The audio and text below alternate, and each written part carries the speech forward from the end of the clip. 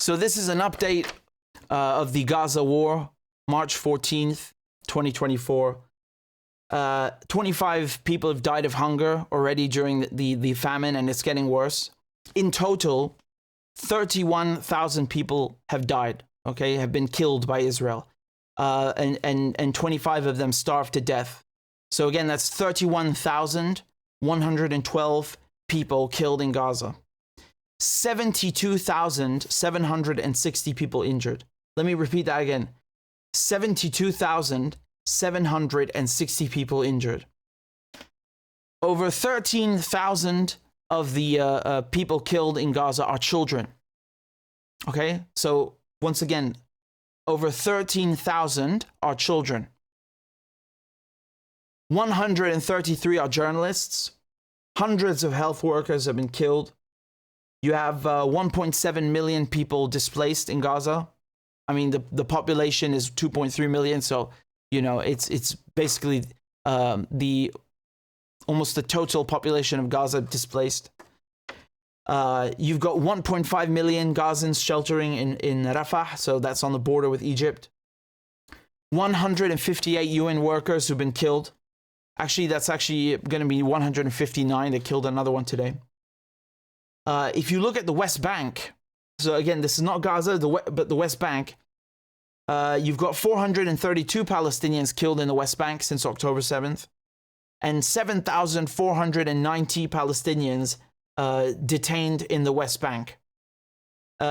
People in Gaza, of course, have also been arrested, kidnapped, detained by the Israelis. 4,000 of them, actually.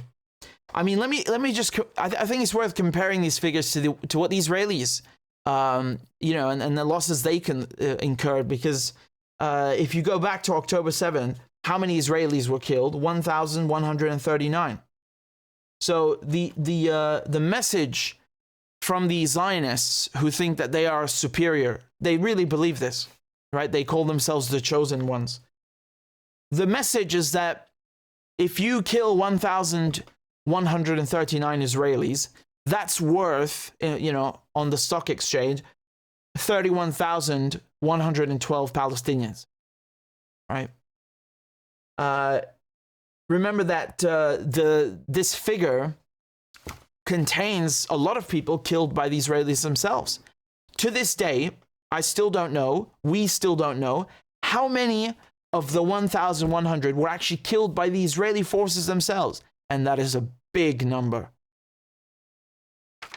Of course, don't forget that a good chunk of them are in the army, right? Israelis love pretending that, you know, they're a bunch of innocent civilians. Every Israeli man and woman has to go to the army at 18 until they're 40. So from 18 years old until 40, you are in the military as a reservist, whether you like it or not. 134 hostages in Gaza. That's Israelis and foreign nationals.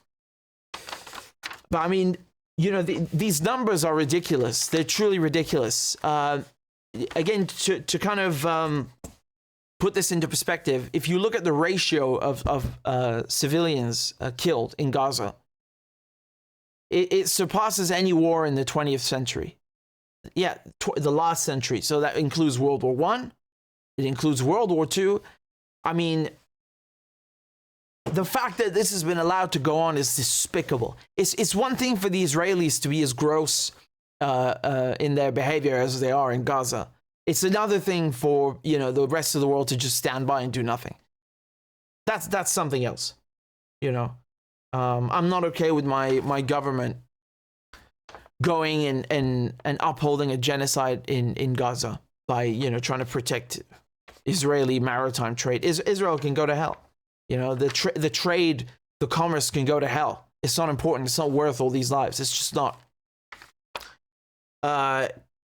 You know, I just want to remind you also that the Israelis have been attacking Lebanon. I'll get to that in a second. But they've killed 4 people, 4 civilians in Baalbek, which is actually 100 kilometers from the border. They've been bombing very deeper and deeper. And again, I'll come back to that in a moment. But really, these figures are ridiculous. They're absolutely staggering. I mean, it's not just more civilians killed by ratio than in any war in this century and the last.